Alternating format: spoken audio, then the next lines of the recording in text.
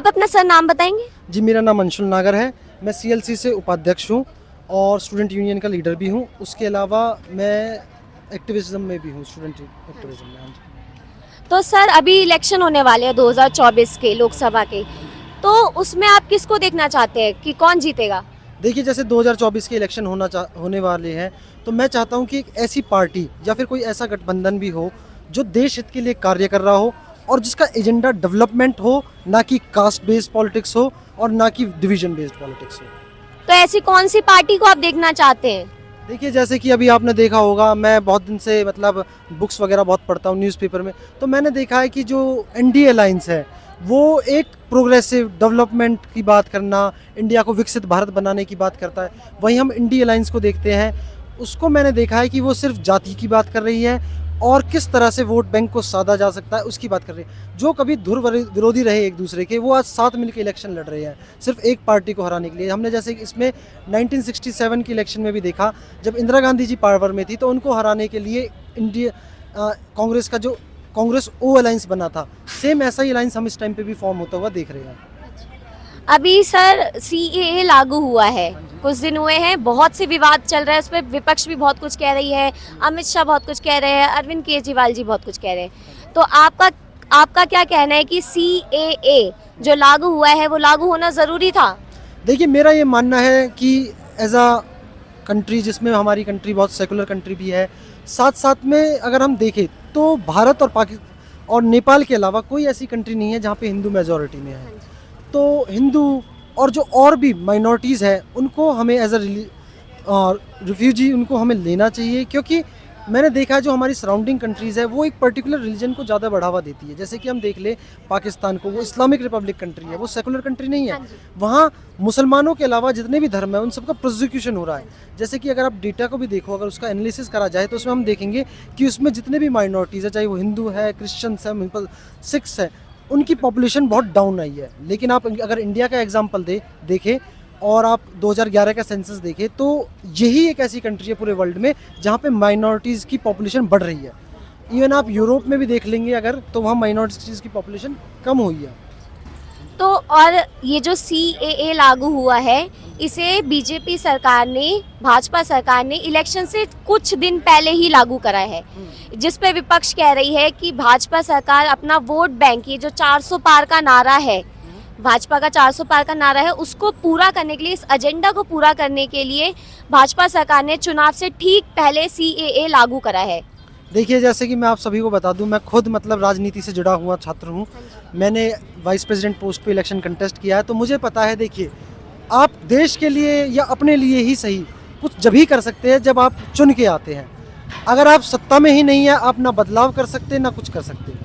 और हर पार्टी, चाहे उसने कोई अच्छा काम किया हो या करना चाह रही हो, वो उसको पॉलिटिकली यूज़ तो करती है हर पार्टी। अगर आप अपने किए हुए वादों को या अपनी जो भी पॉलिसीज़ को है, अगर आप उसको वोट में कन्वर्ट नहीं कर पाते, तो ये एक वोट और इलेक्शन हमारे देश में एक रेफरेंडम की तरह देखा जाता है।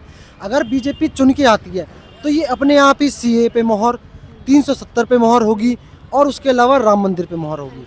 तो हर पार्टी अपने मुद्दों को अगर एज अ रेफरेंडम, क्योंकि भारत में प्लेबिसाइड और रेफरेंडम तो होते नहीं है, तो उसको इलेक्शन की उसमें एक रेफरेंडम की तरह देखा जाता है।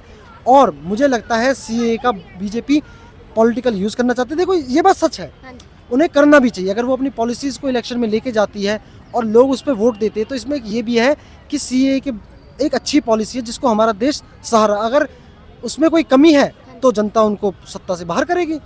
पर अमित शाह ने अभी कल ही इंटरव्यू में ये कहा है कि जो बीजेपी सरकार है वो सीए को बिल्कुल भी एजेंडा में नहीं लेती है। वोट लेने के लिए बीजेपी ने सीए लागू नहीं करा है। वो तो ये सीए लागू करना चाहती थी, वो लोगों को इंसाफ दिलाना चाहती थी, इसीलिए उन्होंने लागू करा है। लेकिन उनका बिल्कुल भी सीए से, वोट का, इलेक्शन से कोई लेना देना नहीं है। वो साफ इनकार कर रहे हैं इस बात। देखिए, मैं एक चीज़ और आपको बता दूं, मुझे क्या, बहुत से लोग जो राजनीति को पिछले 10 साल से देख रहे हैं वो ये जानती हैं कि बीजेपी के मैनिफेस्टो में ये बहुत पुरानी प्रॉमिस है, और अगर उसको वजह से उन्हें अगर कोई पॉलिटिकल गेन होता है तो इसमें कुछ गलत भी नहीं है। क्योंकि मैं ये सोचता हूँ, अगर देखिए कांग्रेस भी कल सत्ता में आती है और वो किसानों के मुद्दों को सॉल्व करती है, तो इसका मतलब ये नहीं है उसने उस पर राजनीति करी है। इसका मतलब ये है कि उस मुद्दे की वजह से उनको सत्ता मिली है। और इसी तरह से अगर बीजेपी ने अपने एजेंडा में, अपनी मैनिफेस्टो में इस वादे को रखा है और उस वादे को वो पूरा कर पाई है, तो मैं एक सोचता हूँ कि ये सरकार की एक तरह से खूबी है कि उसने जो वादे लोगों से किए वो पूरे करने में वो सक्षम रही है। अच्छा, तो और अभी अरविंद केजरीवाल जी ने 1000 रुपए देने का वादा करा है महिलाओं को चुनाव के बाद। अभी नहीं, चुनाव के बाद उन्होंने बोला है कि 1000 रुपए हर महिलाओं को मिलेंगे, सभी को नहीं मिलेंगे। इसमें उन्होंने पहले ही बोला है कि जिनके घर में सरकारी नौकरी है उन्हें नहीं मिलेंगे, जिनके घर में पेंशन आती है उन्हें नहीं मिलेगी, चाहे उनके घर में किसी भी सदस्य के पास सरकारी नौकरी हो उन्हें भी नहीं मिलेगा। तो ये जो उन्होंने फैसला लिया है, ये ठीक है फैसला? देखिए, मुझे ऐसा लगता है कि ना फ्री बीज जो जिस किसी भी फॉर्म में नहीं होनी चाहिए। जैसे हम एग्जांपल ले, अगर ग्रीस, वेनेजुएला, ये दोनों कंट्रीज इन्हीं फ्री बीज की वजह से पूरी तरह से ख़राब हो गई है। अगर आप मेरी बात से हो सकता है एग्री ना हो, पर कैपिटलिस्ट वे ऑफ इकोनॉमी वो ज़्यादा प्रॉस्पर करती है। आप अमेरिका को देखिए, अमेरिका में कोई खास फ्री बीज नहीं है, यूरोपियन कंट्रीज़ में नहीं है। यूएसएसआर में थी, क्या हालत हुई यूएसएसआर की, डिसइंटीग्रेट हो गया ना। आप एग्जांपल लीजिए ईस्ट यूरोपियन कंट्रीज़ की, वो सब डिसइंटीग्रेट हो गई। लोगों को फ्री की आदत डलवा देना, काम से उनको दूर कर देना, लगता है इनसे शॉर्ट टर्म फ़ायदा होता है, लेकिन इससे देश को, देश की अर्थव्यवस्था को, देश की सोशलाइजेशन को बहुत ज़्यादा नुकसान होता है। पर इससे महिलाओं को तो फायदा होगा ना, जैसे अभी बस फ्री हो गई थी, महिलाओं के लिए बस फ्री है, तो इनसे महिलाओं को फायदा हुआ है, इससे बहुत महिलाओं को फायदा हुआ है। ऐसे ही जो महिलाएं घर पे रहती है, जो बाहर काम नहीं कर पाती है, जो घरेलू काम करती है, जो हाउस वाइफ होती है, उनके लिए तो ये 1000 रुपये मिलना अच्छी बात है ना। देखिए, मैं आपको एक चीज़ बताता हूँ, जैसे कि आप बहुत सब लोग जानते होंगे, 1000 रुपये मिल जाना, बस के 10 रुपये कम हो जाना, इससे कोई बहुत बड़ा फ़र्क नहीं आता। मुझे ये लगता है कि ना सरकार को, किसी भी सरकार को लोगों के सशक्तिकरण पे ध्यान देना चाहिए। उनको ये देखना चाहिए कि हम किस तरह से लोगों को सक्षम बनाए कि उनको 1000 रुपये, 10 रुपये कम ज़्यादा होने से फ़र्क ही ना पड़े। क्योंकि देखिए, अगर आप देखिए, आज 1000 रुपये आपने इधर से कम कर दिए, उनको कहीं और पैसे देने पड़ रहे हैं, उन्हें रोज़गार के लिए दूर जाना पड़ रहा है, या खाना उनको अच्छा नहीं मिल रहा है, वो घूम फिर कर बात वहीं आ जाती है। लोगों को शॉर्ट टर्म बेनिफिट दे देने से सरकार नहीं चलती। सरकार देश को आगे बढ़ाने से चलती है, देश की डेवलपमेंट से चलती है। तो आप ये कहना चाह रहे हैं कि अरविंद केजरीवाल जी ने ये जो 1000 रुपये देने का वादा करा है, ये सिर्फ एक पॉलिटिकल स्टंट है, पॉलिटिकल एजेंडा है वोट को अपनी तरफ लेने का?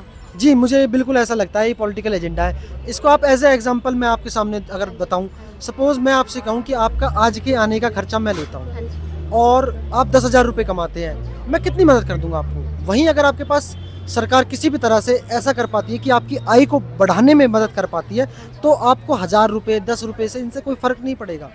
गवर्नमेंट को डेवलपमेंट पे, किस तरह से लोगों को इकोनॉमिकली और स्ट्रॉन्ग बनाया जा सकता है, उस पर काम करना चाहिए। देखिए, मैं खुद एनसीआर का रहने वाला छात्र हूँ।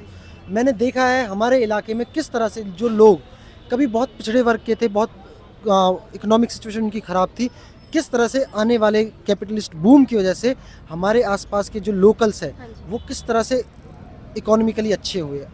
बहुत से ऐसे लोग हैं जिनके पास बहुत मिनिमल वेजेस थे, आज किसी भी तरह से रेंटियर इनकम मिलने की वजह से या रोज़गार के अच्छे अवसर मिलने की वजह से गुड़गांव और फरीदाबाद के जो लोकल है आज वो मिलियनर्स हैं। सरकार को इस तरफ काम करना चाहिए, बड़े बड़े हाईवे बनाने चाहिए कि हाईवे पे जिनकी ज़मीन आए वो अच्छे व्यवसाय स्टैब्लिश कर पाए, उस ज़मीन का फ़ायदा उठा पाए और लोगों को रोज़गार दे पाए। यार 1000 रुपये आप किसी के कम कर दो, इससे क्या है, आप ना उन्हें आदत डाल रहे हो कि जिसमें हम हैं, जिस इकोनॉमिक सिचुएशन में हम उसमें खुश हैं। इस तरह की आदत नहीं डालनी चाहिए। सरकार को सशक्तिकरण करना चाहिए, लोगों को स्ट्रॉन्ग बनाना चाहिए। अभी जो मोदी सरकार ने सिलेंडर में 100 रुपये की कमी करी है, सिलेंडर के 100 रुपये सस्ते हुए हैं सिलेंडर, और आज ही पेट्रोल भी सस्ता हुआ है 5 रुपये।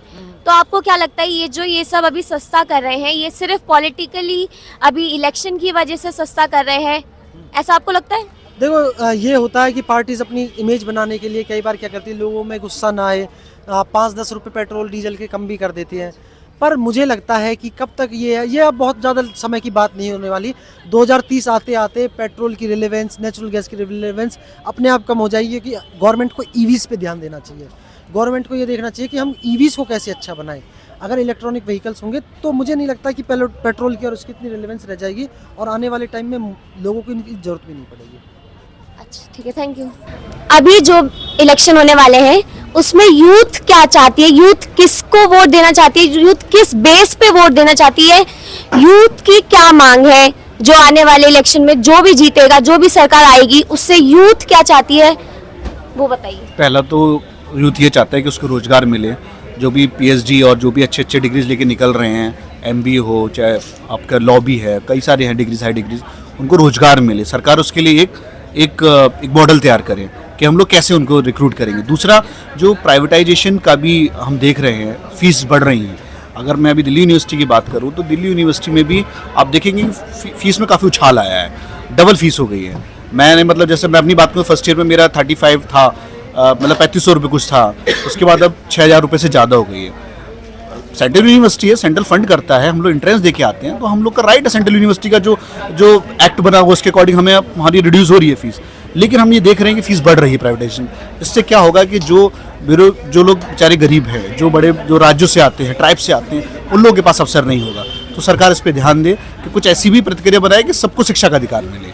तो ये चीज़ होगी। दूसरा ये है कि स्टूडेंट में अगर हम दिल्ली यूनिवर्सिटी की बात करें तो यहाँ हॉस्टल्स नहीं है, गर्ल्स के लिए हॉस्टल्स नहीं है, तो वो उसका आप करवाना। लेकिन मैं एक न्यूज़ देना चाहूँगा, अभी स्मृति ईरानी जी ने 2 दिन पहले ही हॉस्टल्स के लिए 2.5 करोड़ रुपया सैंक्शन किया है।